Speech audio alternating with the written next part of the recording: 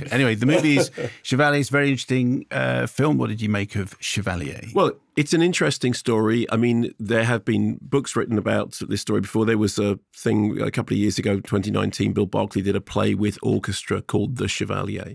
And Stephanie Robinson's script does a very good job of basically introducing an audience to this, remarkable story. And what you have in it is, I mean, I was watching because it begins with the what you call the violin off. And I was reading stuff with Michael Abels and Chris Bowers, who are the composers and in charge of the different bits of the music. Michael Abels was saying that he actually wanted that first violin solo that Joseph plays to go into sounding like Jimi Hendrix, and then of course when he actually starts doing, it becomes bluesy. There are those kind of two-note bends in which it is completely anachronistic, but it's rather wonderful. And I knew when I was watching it, because you're such a big fan of Amadeus, that there is something weird about. Because the whole thing in Amadeus is that Salieri is furiously jealous of the fact that God has bestowed upon Mozart this great talent. And in this, Mozart is the preening nincompoop. Yes. who's feeling upstaged by this guy. Yeah, and I thought it was also lovely that analogy is then further included, that it's Eric Clapton, And so that's nice. And that kind of sums up, I think, the tone of the piece, which is that it's playful. It's got a kind of playful attitude toward it. All the anachronisms in it are to do with making the story modern. The modernity is kind of important.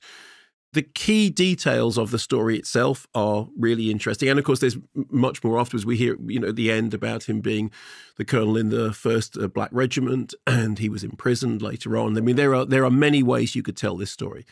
So what this is particularly doing is it's telling it in this way, which is very kind of frothy, very soap opera, very much to do with courtly intrigue, and he charms everyone, and those charms on the one hand help him to elevate his status, but they also cause people to become rivals with him because everyone is in love with him, and therefore you get the jealous husbands and the scheming, spurned divas. Minnie Driver, incidentally, has an amazing amount of fun with a fairly small role, but in which she says the word rehearsal in a way that will never sound innocent again.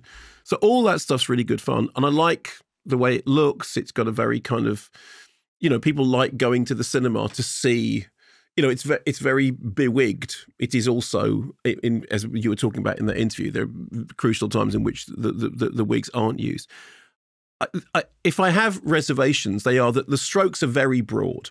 You yourself, I think you and I discussed this afterwards, that as dissent starts to reign outside, there is liberté, égalité, liberté. That's all the crowd say. Literally, yeah. That's what it is. I mean, crowd scenes and mob scenes are always very, very difficult to get right. I mean, the worst ever were in I, Claudius. I, Clavdivs. There you go. Which is like 6 people.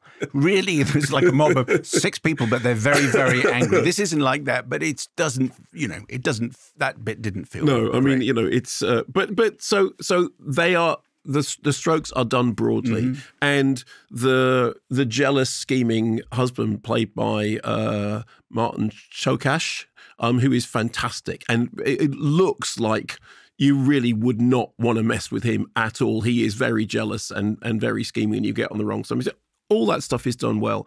I think what it does do is it introduces you to the story in a way that immediately makes you want to go, I want to find out more about this, which is what I did because I didn't know much about it. I mean, I had heard bits of it because there have been productions around, and there was a review of the play in The Guardian because it was revived quite recently.